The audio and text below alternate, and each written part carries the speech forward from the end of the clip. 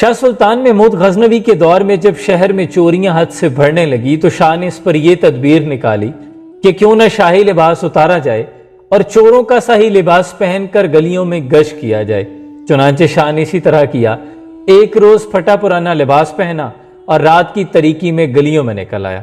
ایک جگہ کچھ لوگوں کو جمع پایا تو قریب جا کر بیٹھ گیا۔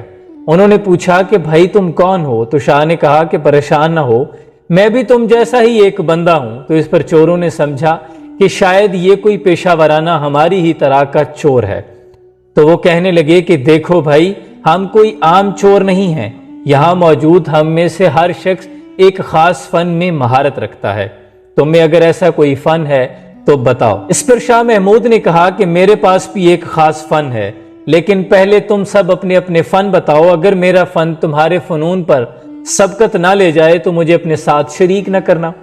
چور رضامند ہو گئے۔ ایک کہنے لگا کہ میرے پاس یہ فن ہے کہ دیوار کتنی ہی اونچی اور بلند کیوں نہ ہو، میں دیوار پھانگ کر اندر داخل ہو سکتا ہوں، چاہے بادشاہ کا کلہ ہی کیوں نہ ہو۔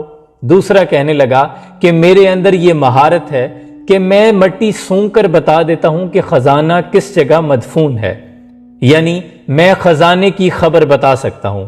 تیسرے نے کہا کہ میرے اندر یہ فن ہے کہ میری بازو میں اتنی طاقت ہے کہ دیوار کتنی ہی موٹی کیوں نہ ہو، میں اس میں سوراخ کر کے اندر داخل ہونے کی جگہ بنا لیتا ہوں۔ چوتھے نے کہا کہ جب کتے بھونکتے ہیں تو میں ان کی آواز بتا سکتا ہوں کہ وہ کیا کہہ رہے ہیں۔ پانچویں نے کہا کہ میں ماہر حساب ہوں، خزانہ کتنا ہی بڑا کیوں نہ ہو چند ہی لمحوں میں برابر تقسیم کیا دیتا ہوں۔ چھٹے نے کہا کہ میں رات کی تاریکی میں اگر کسی کو دیکھ لوں تو دن میں بھی اسے پہچاننے کی مہارت رکھتا ہوں۔ اب تم بتاؤ تمہارے پاس کیا فن ہے؟ اس پر شاہ محمود نے کہا کہ میری داڑھی میں یہ خاصیت ہے کہ جب کسی شخص کو یا کسی مجرم کو تختہ دار پر لٹکایا جاتا ہے تو میری داڑھی اگر رعایت کرم میں ہل جائے تو اسے پھانسی سے چھٹکارا مل جاتا ہے، یعنی اس کی جان بخش دی جاتی ہے۔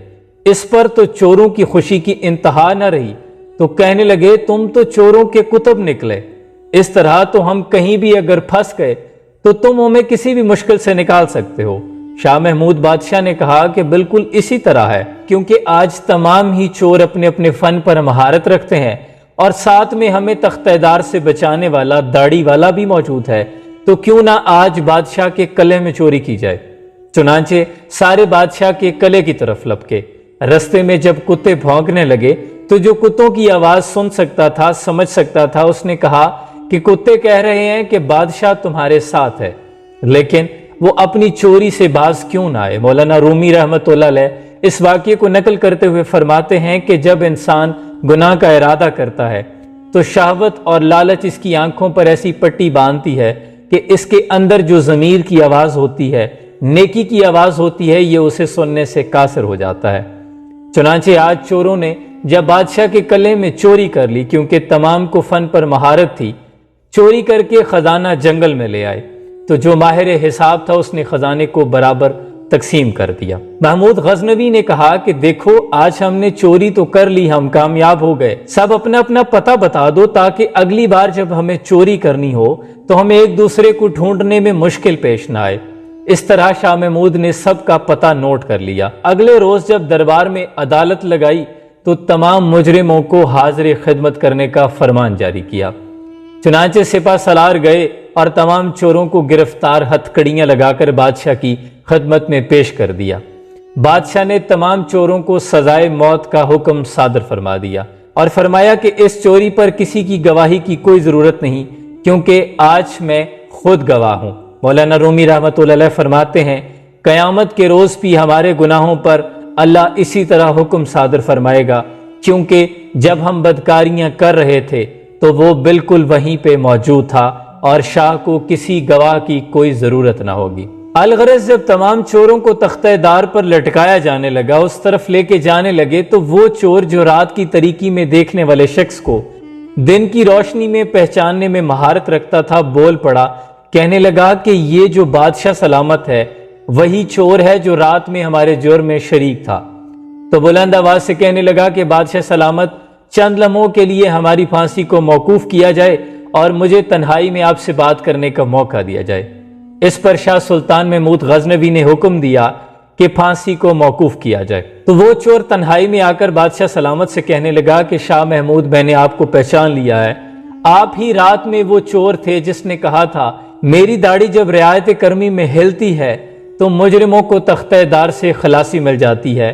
سب نے اپنے فن کا مظاہرہ کر دیا، اب آپ کی باری ہے کہ ہماری جان بخش دی جائے۔ وہ شخص چونکہ سلطان شناس نکلا، اس پر شاہ سلطان محمود غزنوی نے تمام چوروں کی جان بخشنے کا حکم صادر فرمایا اور مخاطب کر کے کہا کہ دیکھو، جن فن پر تمہیں مہارت تھی، تمہیں بڑا ناز تھا، آج انہی فن کی بدولت تم بالکل ڈوب چکے تھے، لیکن تم میں سے ایک شخص جو کہ سلطان شناس تھا، اس کی آنکھوں کی بدولت تمہیں رہائی مل رہی ہے، تمہاری جان بخشی کی جا رہی ہے۔ مولانا رومی رحمۃ اللہ علیہ اس واقعے کو نقل کرنے کے بعد فرماتے ہیں کہ اسی طرح آج ہم لوگ جب گناہوں میں مصروف ہیں، ہمیں لگتا ہے کہ ہمیں اپنے فن پر بڑی مہارت ہے، دنیا کی رنگینیوں میں مصروف ہیں، لیکن ہم نہیں جانتے کہ ایک روز وہ آئے گا جب بادشاہوں کے بادشاہ کے سامنے ہمیں حاضر کیا جائے گا اور ہمارے فن ہمارے بالکل کام نہیں آئیں گے۔ حال البتہ وہ لوگ جو اس دنیا میں رہتے ہوئے بھی سلطان شناس تھے، جنہوں نے رات کی تاریکی میں بھی اپنے رب کو پا لیا، پھر وہی لوگ کامیاب ہوں گے اور انہی کی شفاعت دوسروں کے حق میں قبول کی جائے گی۔